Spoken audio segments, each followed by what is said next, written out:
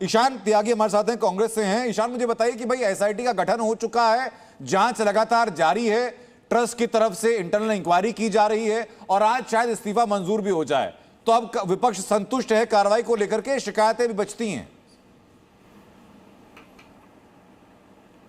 अनंत भाई, इतना सब कुछ होने के बाद, पूरा चढ़ावा चोरी होने के बाद, करोड़ों रुपए की हेरफेर होने के बाद, जमीन घोटाले होने के बाद, जिस तरीके से प्रभु श्री राम के आभूषण चोरी हुए, उनका सोने चांदी की ईंटें चोरी हो गई, उसके बाद वो गायब हो गई, उसके बाद भी अगर ये ट्रस्ट चंपत राय को और अनिल मिश्रा को, नृपेंद्र मिश्रा जैसे लोगों को चोरी हो गए, कोई कह रहा है 2000 चोरी हो गए, अभी कोई बोल रहा था काक विष्णु चोरी हो गए, अभी कह रहे थे रामायण चोरी हो गई, सब मिलकर अनंत जी, मैंने किसी के बीच में नहीं बोला था, इस तरह से नहीं डिबेट होता है।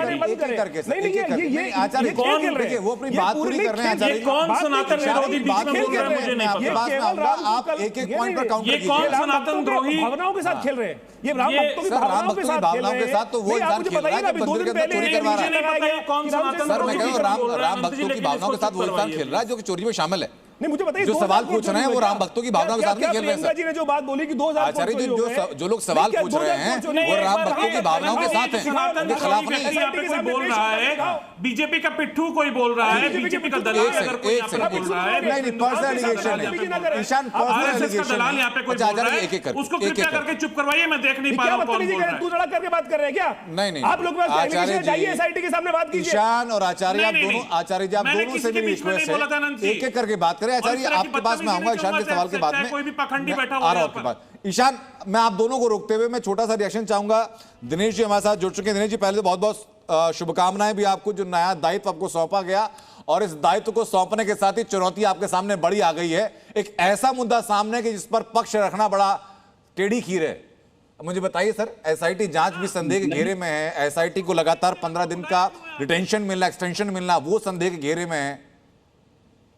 देखिए आनंद जी, कोई संकट नहीं है, संकट उनके सामने है जो कालनेमी के रूप में बैठकर यहाँ अब सवाल उठा रहे हैं।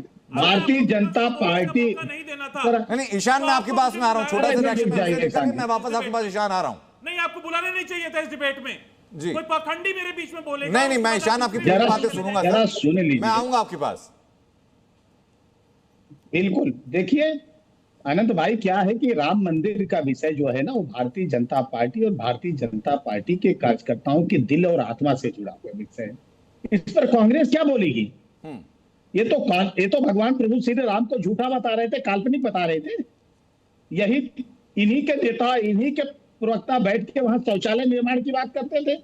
कोई कहता था शौचालय बना दीजिए, कोई कहता था विद्यालय बना दीजिए। ये लोग हैं, और जब आवश्यकता पड़ी तो सर्वोच्च न्यायालय में अपने अपने बड़े बड़े धुरंधर वकील। दिनेश जी, आपने कांग्रेस से सवाल किया कि ये राम के बारे में क्यों बोलेंगे।